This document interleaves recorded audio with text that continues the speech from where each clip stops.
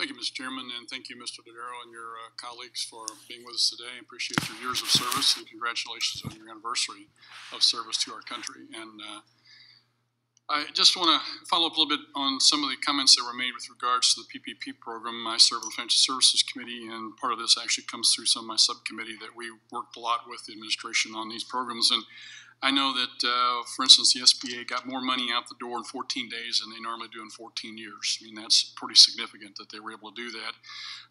The error rate that I saw was roughly $280 million out of $350 billion that was authorized, and that's about an 0.8%.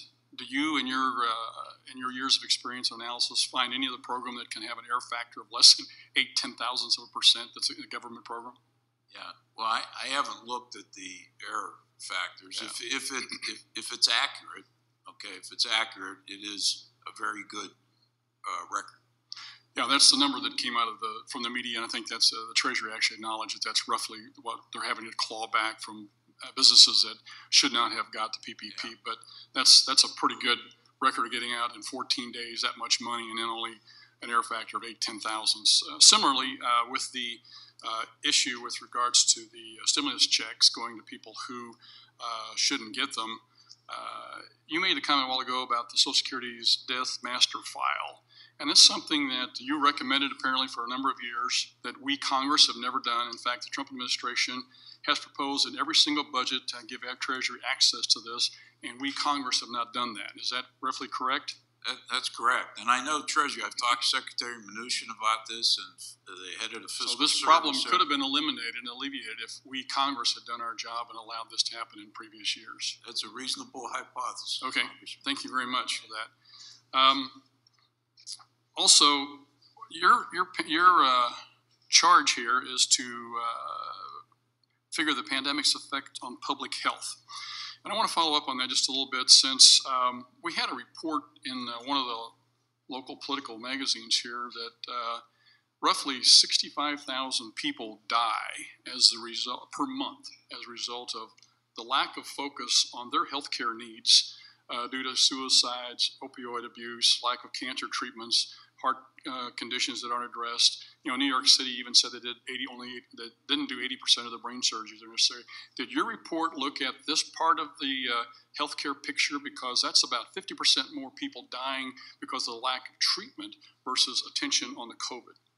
Yeah, we're going to take a look at that. We've been also focused in our report. Let me ask Nikki to come up and talk about our healthcare expert to talk about that. We've been trying to focus on the numbers of the deaths that are in over and above what would normally be expected over a period of time, and then as one of the factors that we're looking at.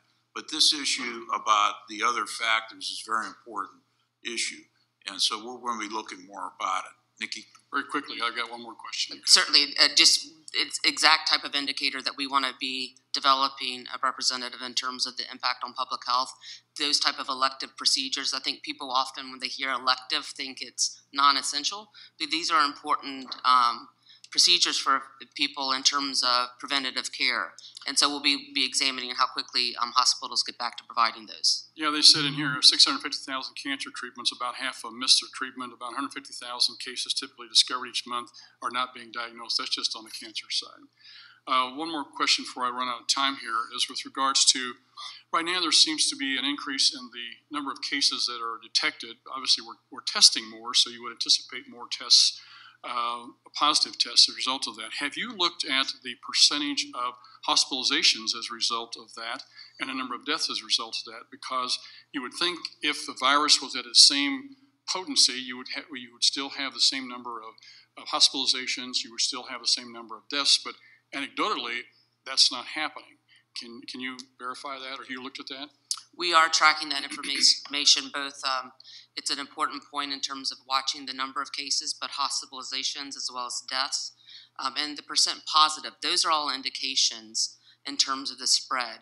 One of the things we pointed out in our report is that we do need better data at the federal government in terms of hospitalizations, for example, the number of ICU beds that are filled, and that's something we'll be continuing to track. Well, it would seem to me, we had about 3 weeks ago, the University of Pittsburgh Medical Center, which according to somebody told me yesterday, is actually where they did the research and helped develop the polio vaccine.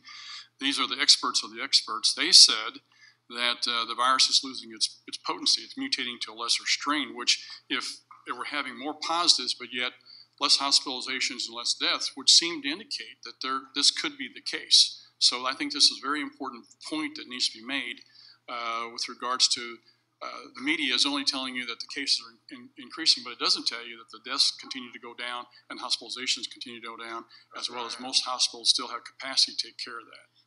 All those factors are important. All those data points are important. I would note hospitalizations and deaths tend to lag, and so it will be important to track this in the next couple of weeks to see how that data changes. Okay. Thank you, Mr. Chairman. I'll yield back. Thank you very much.